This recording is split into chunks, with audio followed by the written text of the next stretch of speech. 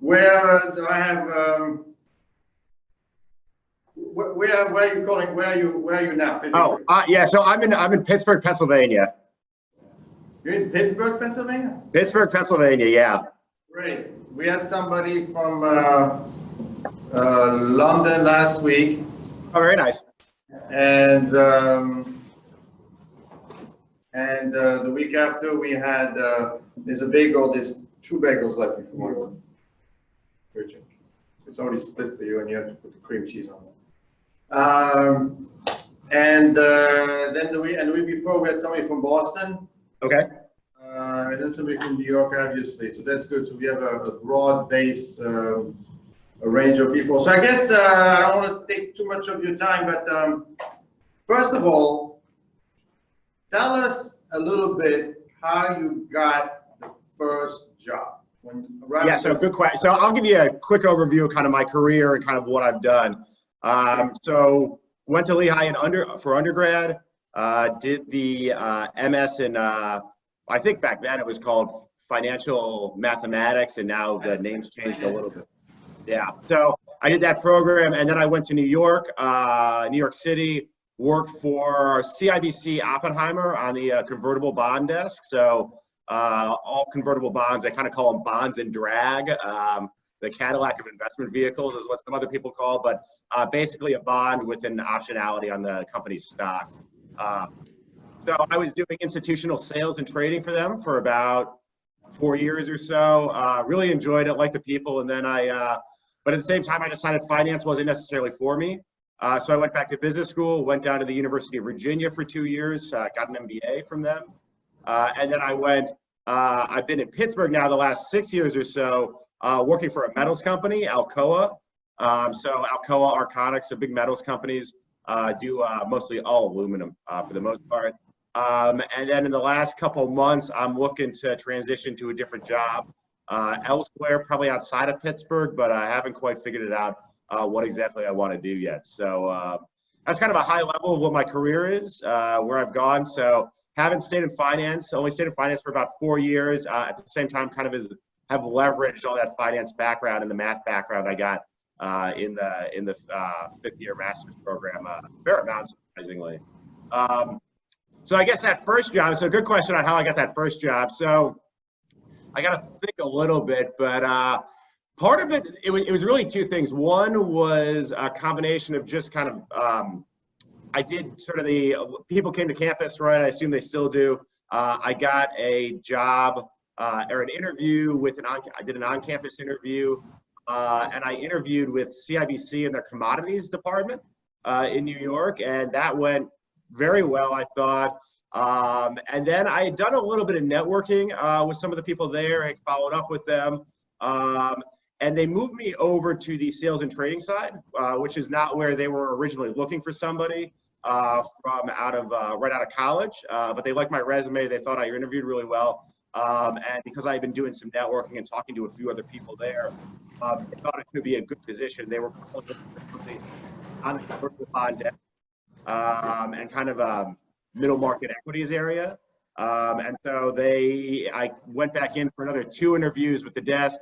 I was pretty informal interviews, and I ended up getting a job offer, and that's how I ended up moving to the convertible bond desk. So, but I'm sorry, you probably went a little too fast. So did you get the job internally, or I mean, did you get it? No, yeah. So I interviewed. So the initial start was really just an on-campus job interview, and then I went from there. Went to New York for the full round interview, and this was with the commodities group, and that went well. And I talked, and I'd done pretty well in the interview, and I talked to a few people there, had tried to done some networking to meet some other people and better understand what the company was like just in general. And then they actually elected to move me to a different group and interview for a different group, which wasn't originally part of the on-campus interviewing. And that was more the sales and trading group, where they really weren't looking for college graduates or master's graduates, but partly because I had been asking and trying to do some networking there, they ended up bringing me in for a few interviews and hiring me. Okay. But then somehow you're not in finance anymore. No, so good question. Yeah, so about 4 years of that, I really enjoyed the finance. I really enjoyed the people I worked with. I really enjoyed my clients. So I had a number of hedge funds as my clients, a couple insurance companies, mutual funds, all institutional investors, and I liked it. But I think I kind of came from a little bit of a manufacturing background, and for me, I wanted to get back more into something with a little bit more physical, tangible aspect. And so really to make that transition, I thought manufacturing was where I wanted to go. And so to make that transition, I went back to business school. Um, and, one of the things I'll say is certainly having the 5th year in finance really helped me make the transition back into graduate school. You already have a year of graduate school. Business schools look very highly upon that.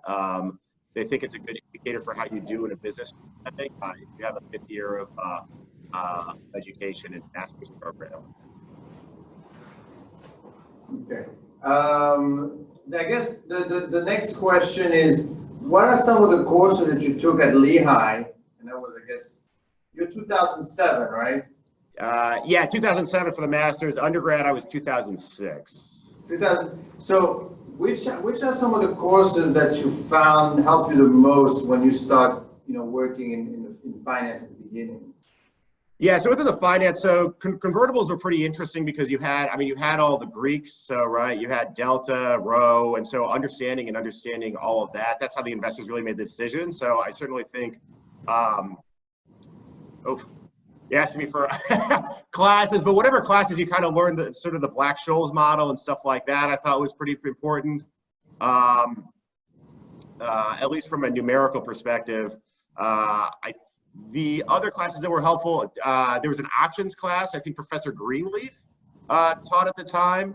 I found that very helpful just in terms of how the markets generally worked on the options side. A convertible bond, again, it's kind of a bond with an option attached to it. So I found that very helpful for finance.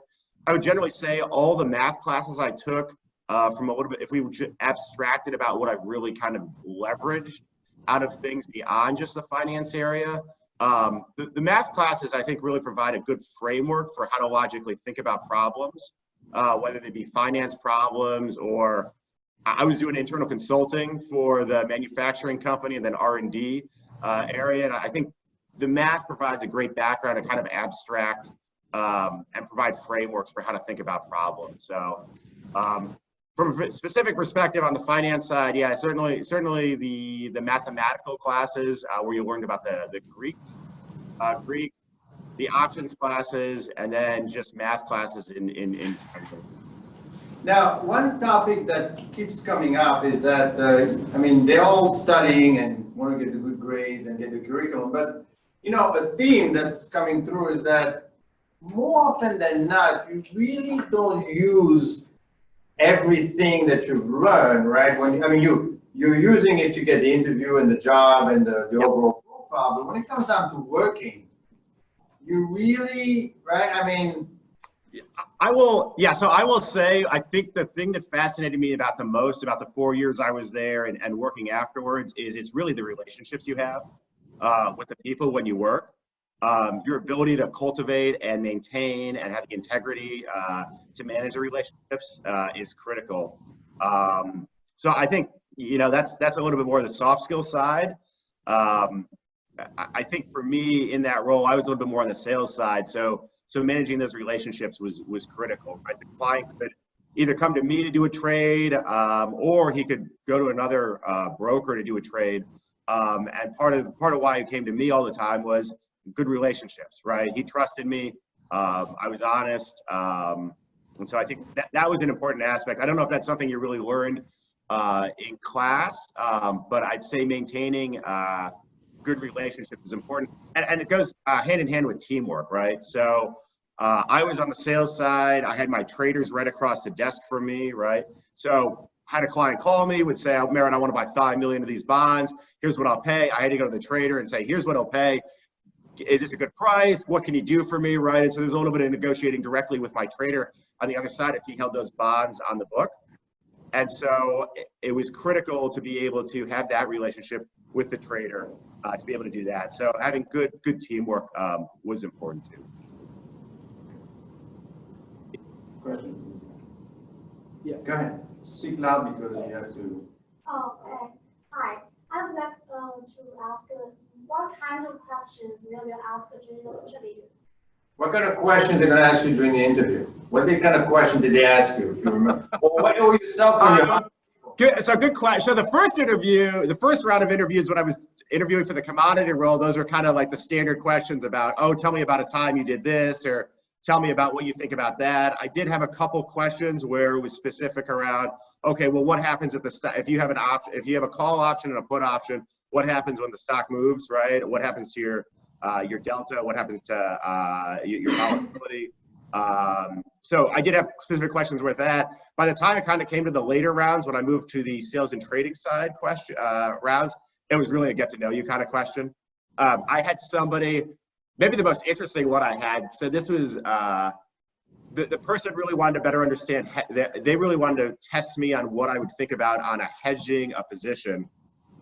So I don't know about how many of you watch college football, but Ohio State was going up against Michigan State. This was in 2007. So it was like #1 versus #2 in the country. It was really big. The guy said, he was talking about how he had bet on Ohio State and then had like sold Michigan State. And he was asking, what's the ratio of bets I should put, what's a dollar value I should put on Michigan State versus a dollar value I should put on Ohio State to win the national championship for this. And so I'd go through and kind of like fumble my way through and figure out. So it was very much an analytical question, but also kind of couched in a way that, hey, is this a person, does he know what he's talking about? Does he understand what he's talking about? And is this a person I can relate to? So I got the direction of the hedge right. I got the numbers pretty screwed up, but person in the end didn't care. So those second round interviews are really much more conversational, right? If you're able to do the hardcore analytics, they probably figured that out in the first couple of interviews. By the time you get to the later ones, is this somebody we want to work with? Is this going to be a good team member for us? Yeah, so you were talking about, because you were on the sell side, and then you're talking about the soft interpersonal skills, talking to someone.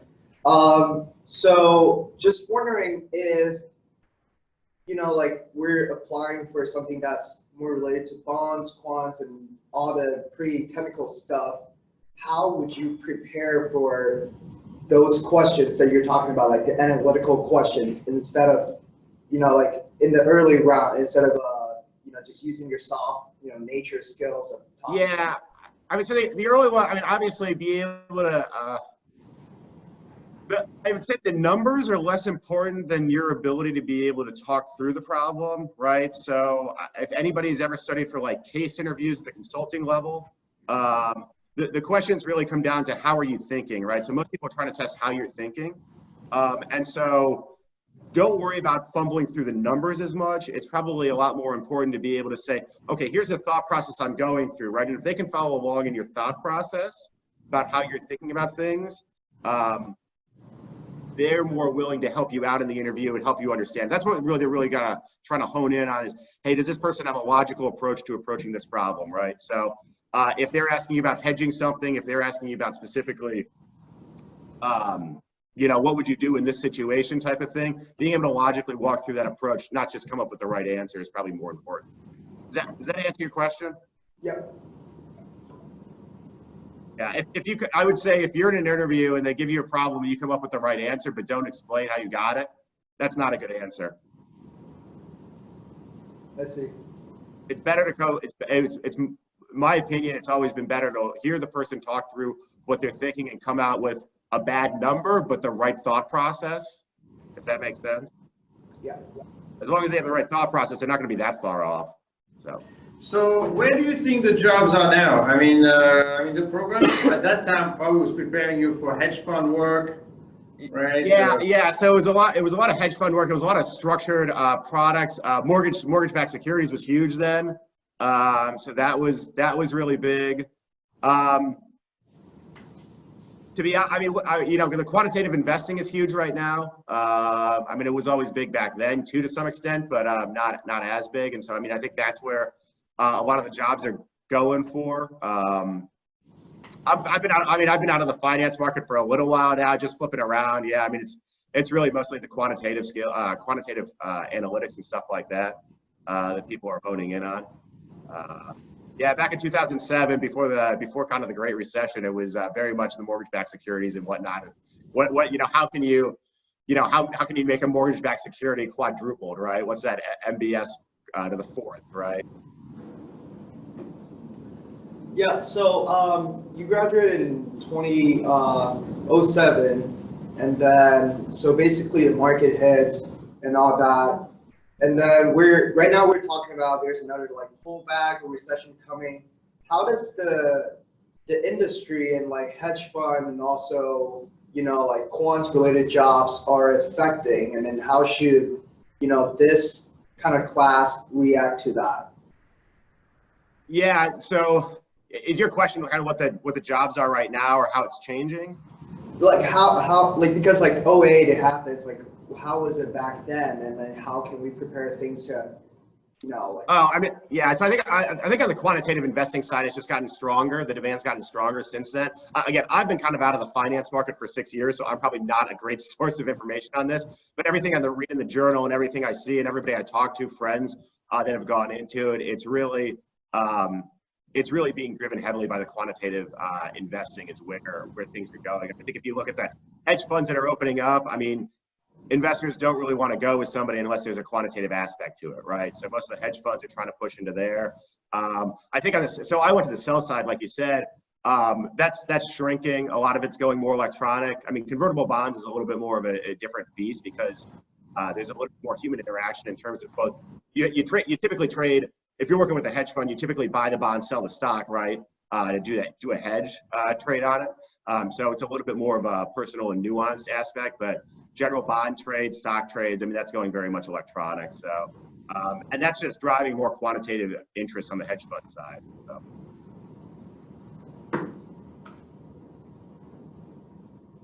I mean, I think one of the things to take away though is that whatever job you get, always try to learn as much as you can, both from that job and then what everybody else is doing too, because you never know when that's going to be needed, right?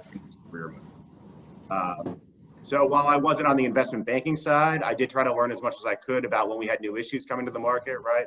How do they value them? How do they think about the companies? As much as I could do through the Chinese wall, right? Just trying to think about like what I could do to learn. And it's helped me in my career in working for a metals company doing consulting. So you never know where that information will come in. Great. Gabriel, any questions? You good? Okay. Oh, Aman has a question. You mentioned that you were able to move you to the sales and trading part because you had networked somehow over there. And we're much more like the early stages of that. So I wanted to ask you for advice on how do you ask someone for a job? How do you network in an email? What do you say? How do you go about it? What's a polite? Yeah. So okay. So the first thing I'd say is never ask somebody for a job. Yeah, that would be the first no to do. Nobody wants to come up and say, "Hey, can you give me a job?" It's a good question though. So I have really rarely met somebody that actually enjoys networking. So if you don't like networking, you're like most people. What you really want to do though is if there's the first thing is really to find a company that you might want to work for, or if you see a job that you're interested in. But really, if there's a company you want to work for, try to reach out to somebody at that company either through one of your networks, through Lehigh, or a friend network or something along those lines. LinkedIn wasn't really big at the time, but with LinkedIn, I mean, if you can get to a second degree person or a third degree person or have somebody introduce you, it's a great way to see what's out there.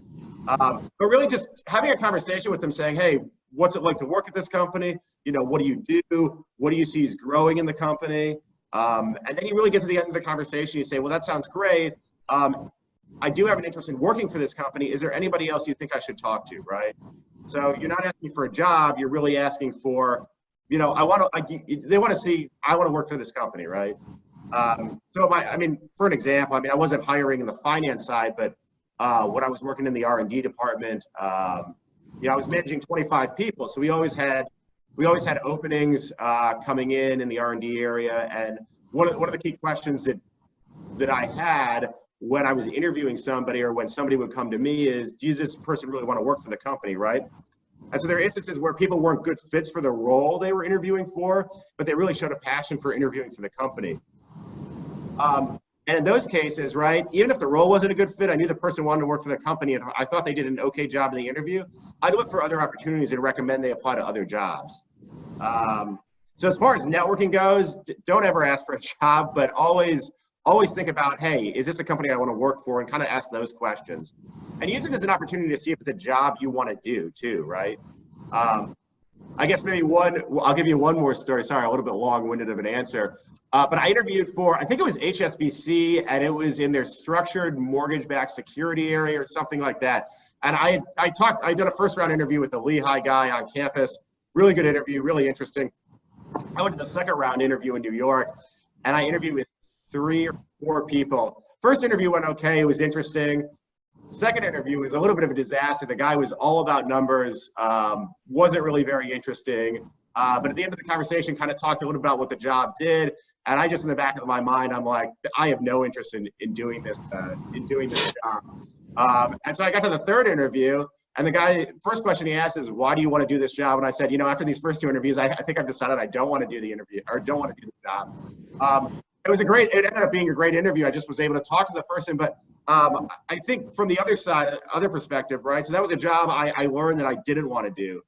The more you're able to network with somebody and better understand if it's a job you want to do, the better prepared you'll both be to get the job that's the right one for you, and make sure you don't do a job that you don't actually want to do. There's very few things more frustrating than getting into a job that you don't actually want to do. That makes total sense. Yeah. All right, if there are any more questions, we're gonna, okay, so thank you very much for No problem. We're probably gonna hit you with a couple of email, on LinkedIn, maybe some of them might want to share their CV with you in case there's anything that you think they could be interesting for them. Yeah, no worries, absolutely. Good luck, it was good talking, thanks for having me. Thank you, and don't forget, we have a gift for you, so you gotta give me. I always enjoy more Lehigh swag, so I'll take it. You're gonna get, Thanks, guys. talk to you. Thank